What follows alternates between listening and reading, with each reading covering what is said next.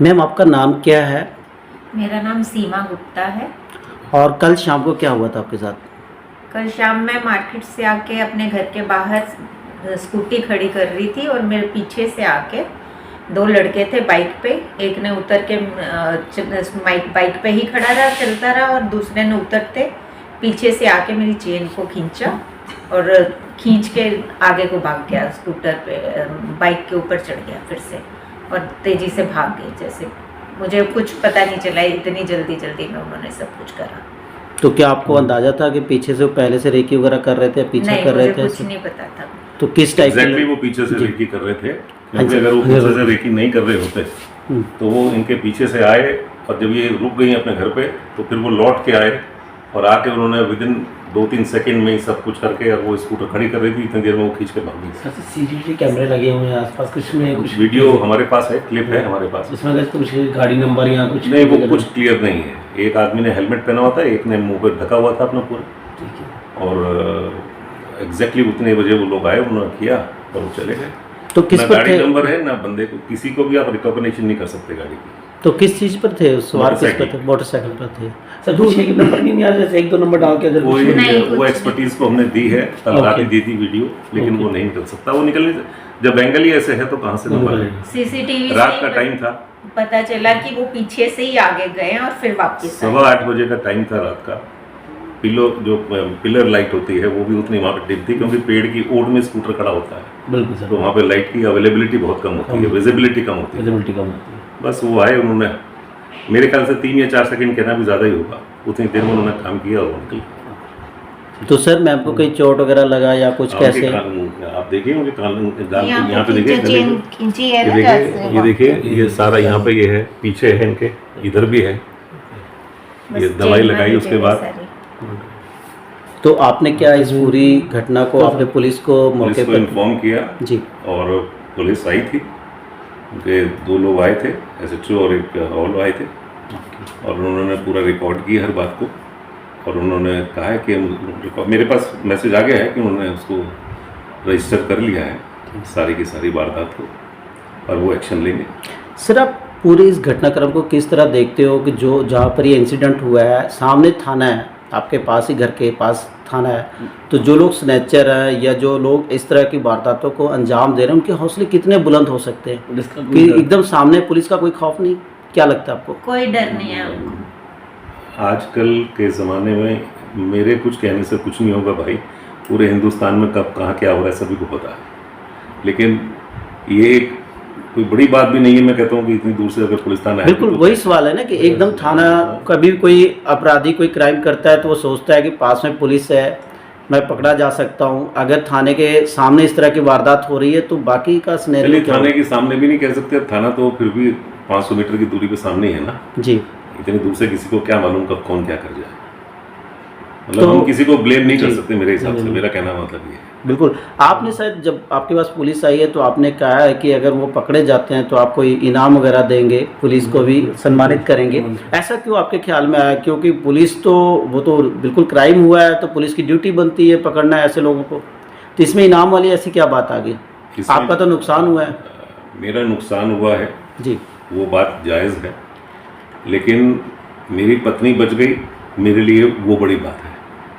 मेरे लिए उस जो चेन गई उसकी कीमत इतनी नहीं है जितनी मेरी पत्नी की है, और इनाम देने की बात भी इसलिए कही गई है कि उनको प्रेस में भी मैं उनको फॉरवर्ड करूंगा फ़ोटो के साथ, इसलिए कि और किसी बहन बेटी का, माँ का, किसी का और के साथ ये वारदात ना हो। अगर वो पकड़े जाते हैं तो किसी ना किसी का और का भला हो जाएगा। तो क्या इस तरह की घटनाएं ज़्यादा हो रही हैं आपके आसपास इलाके में सर? जहाँ तक मैं जानता हूँ 5-6 चीज़ें तो हमारे साथ में मिस्टर गुप्ता रहते हैं, प्रेम सागर गुप्ता जी, उनकी पत्नी के साथ भी हो चुका है। मंदिर के अंदर मोबाइल में बच्चा बात कर रहा, उसके साथ हो चुका है। गुरु नानक 78 स्वीट्स के अंदर बाहर बच्चा बात फ़ोन पे कर रहा था, उसका छीन के भाग गए हैं। तो ये तो एक आम चीज़ हो गई आजकल कि 2 बंदे मोटरसाइकिल पर आते हैं और छीन के चले जाते हैं और आप कुछ नहीं कर सकते। तो जान माल की रक्षा कौन करेगा सर? कौन है? ईश्वर के सहारे रहेगा काम, आपका भाग्य और ईश्वर। तो बाकी जितना पुलिस कर सकती है, जितना लॉ एंड ऑर्डर कर सकता है वो करेंगे। आपको लगता है कि आप इनाम देने के हकदार बन जाएंगे और पुलिस जो है उस मुकाम तक पहुंच पाएगी, उम्मीद है? अगर पुलिस ने, मुझे पूरा विश्वास है पुलिस के ऊपर और मुझे उम्मीद भी है कि वो करेंगे कुछ ना कुछ। अगर वो करते हैं तो यस, वो इनाम के भी हकदार होंगे और प्रेस मीडिया में भी मैं उस चीज़ को लेके जाऊंगा सम्मान के। एक सम्मान के रूप में। तो सर जो बुजुर्ग लोग हैं, खास करके जैसे आपके मैडम भी थे, एक महिला हैं, मैं खुद एक सीनियर सिटीजन हूँ, बिल्कुल 66 सर। साल की मेरी उम्र है, मेरी वाइफ सीनियर सिटीजन है। तो आप हमारे चैनल से बाकी लोगों को क्या मतलब संदेश क्या देना चाहोगे, क्या अलर्टनेस करना चाहोगे, अपील क्या करना चाहोगे? ऐसे देर लोगों से? शाम के बाद बाहर ना निकलें, अगर निकले तो अपने ज्वेलरीज वगैरह लेडीज़ और जेंट्स नहीं पहन के जाएँ तो बेहतर है, क्योंकि उनको तो चेन मिल गई लेकिन आपकी तो जान जा सकती है। कोई धक्का मुक्की हो जाए, कोई गिर पड़े, कहीं चोट लग जाए और आदमी मर जाए। आजकल आदमी का भरोसा क्या है? आपने पुलिस को शिकायत दी और उन्होंने रजिस्टर्ड कर लिया आपका केस? सब कुछ मेरे पास ऑन रिकॉर्ड है मेरे मोबाइल में। Right sir, thank you sir. Welcome. Prem Sagar Gupta ji, आप मंदिर के भी प्रधान हो और इस एरिया में सर आपका रसूख है, आप सभी लोगों को तकरीबन जानते हो, और इस तरह की वारदात होना, स्नैचर का लगातार बढ़ना आपके एरिया में, आपके साथ भी घटना घटी है, किस तरह देखते हो सर? कल भी एक घटना हुई है। ऐसा है जो मैं देख रहा हूँ, मतलब जब भी पुलिस स्टेशन जाते हैं हम तो ये कहते हैं हमारे पास फोर्स ही नहीं है, हमारे पास आदमियों नहीं है जो हम लगा सकें। अभी पीछे मंदिर में रात को 2 बजे चोर घुस आया था, तो हमने उसको पकड़ के रखा और हमने टेलीफोन करके पीसीआर को बुलाया। उन्होंने उसको 5, 10, 20 थप्पड़ मारे, ठुड्डे मारे उसको और उसको दुड़ा दिया। फिर वही बंदा दूसरे दिन अपने यहाँ पर मिनाज साहब रहते हैं, उनके यहाँ उसने बैलबुल मारी। वही चोर जिसको आप लोगों ने मंदिर में पकड़ा था? हाँ जी। अच्छा। उसी चोर ने उसको बैलबुल मारी और उन्होंने उसको पकड़ा और पकड़ के थाने में दे दिया और कहने लगे भी इसको जब तक नहीं छोड़ना जब तक मैं नहीं आता हूँ। और मेरे पास उनका फ़ोन आया कि भी जो आपके मंदिर में पकड़ा गया था उसकी आप फ़ोटो भेजो। तो हमने वीडियो बना रखी थी, वो वीडियो बनाकर हमने उनको भेजी। वही लड़का मतलब निकला जो उस दिन था, और उसने उससे पहले भी जो है मतलब मंदिर में लेडीज़ खड़ी थी, वो कहने लगी जी परसों रात ये जो है किसी का गला दबा रहा था। तो ऐसे जो लोग हैं रात को घूमते हैं या और है। अभी पीछे अगस्त महीने में मेरी मिसेज की चैन निकल गई, उसके थोड़े दिन बाद 80 में मिस्टर अशोकर अग्रवाल हैं, उनके मिसेज गऊ को रोटी देने के लिए निकले और 2 लड़के आए, उनकी वो जो चैन है 4-5 तोले की चैन थी वो लेकर दौड़ गए और उन्होंने पुलिस में रिपोर्ट लिखाने के लिए वो गए। तो वो कहने लगे बहन जी चैन तो भूल जाइएगा। अच्छा। तो वो कहने लगी चैन क्यों भूल जाएं, अगर आपकी चैन ऐसे कोई निकाल ले तो कहते नहीं हम तो इसलिए कह रहे हैं कि भी चैन डालनी आजकल ठीक नहीं है, तो मार भी सकते हैं ये लोग। तो जब पुलिस वाले ये कहते हैं भी भूल जाइए या और कर दीजिए तो कैसे गाड़ी चलेगी? मतलब पुलिस अपराधियों को सबक सिखाने की बजाय लोगों से ये कह रही, अपील करी कि आप सोना पहनना बंद कर दीजिए और अपनी जान माल की रक्षा कीजिए, लेकिन जो लोग इस घटना को, ऐसी वारदात को अंजाम दे रहे हैं उनके ऊपर कार्रवाई नहीं। वो तो कार्रवाई तो उन्होंने करनी है ना जी। अब हमने तो जब से ये घटना हुई है, मेरे मिसेज ना तो चन्नी पहनते हैं ना ही कड़े पहन के जाते हैं, अब चूड़िए पहन के जाते हैं। अब सोना बनाया किसके लिए है? ये तो औरत का एक गहना है ना जी। मतलब मेरे ख्याल में हिंदुस्तान में कोई लेडीज ऐसी नहीं होगी जिसके माँ बाप शादी के टाइम गहना ना देते हों, या कोई भी आपके घर में फंक्शन है या और है, आपका ज़्यादा क्लोज है तो आप उसको चाहोगे भी कोई ना कोई मैं सोने की चीज़ दे दूं, पैसा तो खर्च हो जाता है, तो आप याददाश्त के लिए उसको वो चीज़ देते हैं। तो अगर वो चीज़ देते हैं, अगर ऐसे ही वारदातें होती रहीं तो हमारी पुलिस क्या करेगी?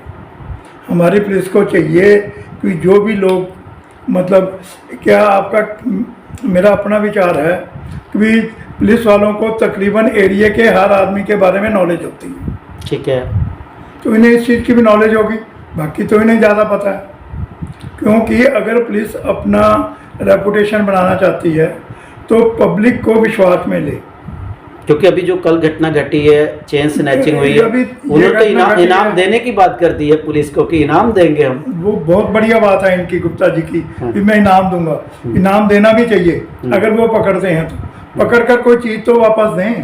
हम्म, अभी मैंने भी बहुत जनों से कहलाया पुलिस को, हम्म, मेरा मोबाइल गुम हुए आज 1.5 साल हो गया, हम्म, और मोबाइल तो कहते हैं अभी मिनट में मिल जाता है, जिसके किसी के भी पास हो तो हम्म। है, वो आज तक नहीं मिला।